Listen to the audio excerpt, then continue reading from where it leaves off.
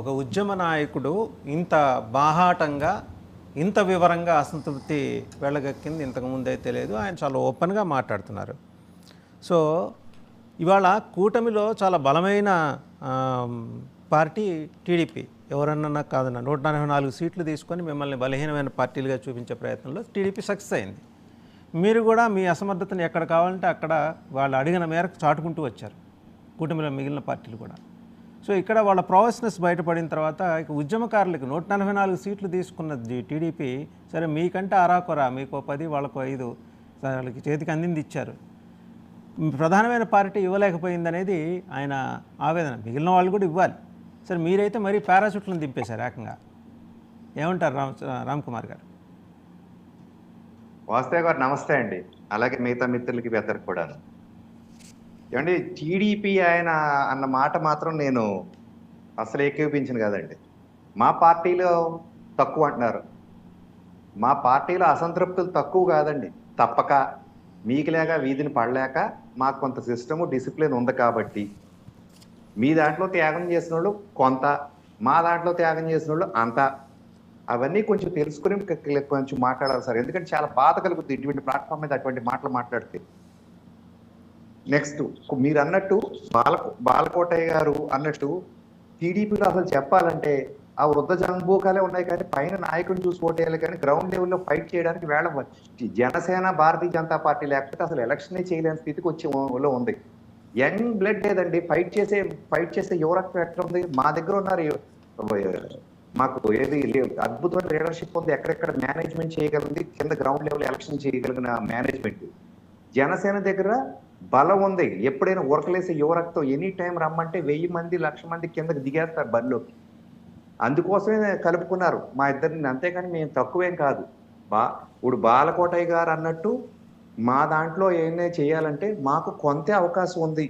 అది మీరు గమనించాలి. ఉన్న దాంట్లో ఎలా అది నేను చెప్పాను కూడా రామ్ కుమార్ గారు. మీకు అరాకొరా ఇవ్వటం వల్ల మీరు ఇవ్వలేకపోయారనే మాట నేను చెప్పారు. మీరు నా వారికి చెప్తున్నానండి. మీరు చెప్పిన మాట కరెక్టే. వారికి చెప్పాలి కాబట్టి, అంటే ఆయన ఉద్యమ నేత కాబట్టి అక్కడ అంటే రాష్ట్ర క్యాపిటల్ కోసం ఆయన చేసిన పోరాటం కూడా వెలకట్టలేనిది. ఆయన పాత్ర కానీ ఆయన అందరినీ కూడగట్టడం, ఆయన కూడా ఆయన ఒక్కళ్ళే అనట్లేదు. మీతో పాటు అందరూ ఆ ఏరియాలో చేసిన వారు అందరూ కూడా ఈవేళ కూడా ఆడవాళ్ళు ఇంకా సాయంత్రానికి దీపాలు పట్టుకుని ఏదో చేస్తానే ఉన్నారండి. అవి రోజు కూడా గమనిస్తూనే ఉన్నామండి. అయితే మా దాంట్లో పారాసైట్లు అంటారండి. ఎస్, కొంత తప్పదు. ఎందుకంటే స్ట్రైక్ రేట్ గురించి మాట్లాడతారు. మళ్ళీ ఇదే ఇప్పుడు మాకు ఇచ్చిన సీట్లు కూడా గమనించాలి ఎటువంటి అని. ఇప్పుడు అరకు గురించి మాట్లాడతామండి. 2019 నుంచి 14 కానీ 2009లో కానీ టీడీపీ కూడా గెలవలేదు ఇప్పుడు దాకా. కాంగ్రెస్, వైసీపీ, మళ్ళీ వైసీపీ.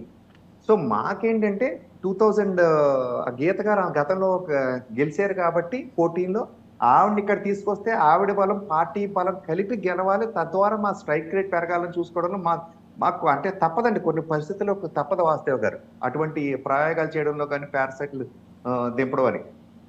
అంటే అంత గట్టి నాయకుడు రేపు మళ్ళీ వీళ్ళే అంటారు ఉద్యమం అది పొత్తులో మాకు ఇచ్చిన సీట్లలో గెలవలేకపోయారని. అటువంటి స్ట్రైక్ రేట్స్ కోసం కొన్ని చోట్ల తప్పలేదండి. ఏదైనప్పటికీ కూడా కూటమి వరకు వచ్చేటప్పటికి ఇప్పుడు పాలక పక్షాన మాత్రం కొంచెం దడగానే ఉంది. అంటే 3 పార్టీలు కలిసేటప్పటికి ఏ విధంగా ఎదుర్కోవాలనేది కొంచెం తడబడుతున్నారు. సీఎం గారు రోడ్ల మీద వెళ్ళినా వాళ్ళు వీటి గురించి మాట్లాడాలంటే కూడా కొంచెం తడబడడం మాత్రం వాస్తవమే.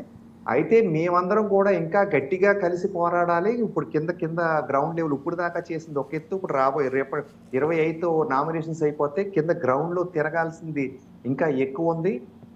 ఈ పొత్తుల్లో ఉన్న భాగంగా ఓట్ ట్రాన్స్ఫర్ గురించి వీటి మా గుర్తుల గురించి ఏ విధంగా చేయాలనేది ఖచ్చితంగా పోల్ మేనేజ్మెంట్ దగ్గర కూడా లాస్ట్ 2 days లో ఇంకా గట్టిగా వర్క్ చేయాలి. అప్పుడు కానీ రిజల్ట్స్ అద్భుతంగా చూడాలంటే మాత్రం ఇవన్నీ చేస్తేనే వీలవుతుంది వాస్తవ్ గారు.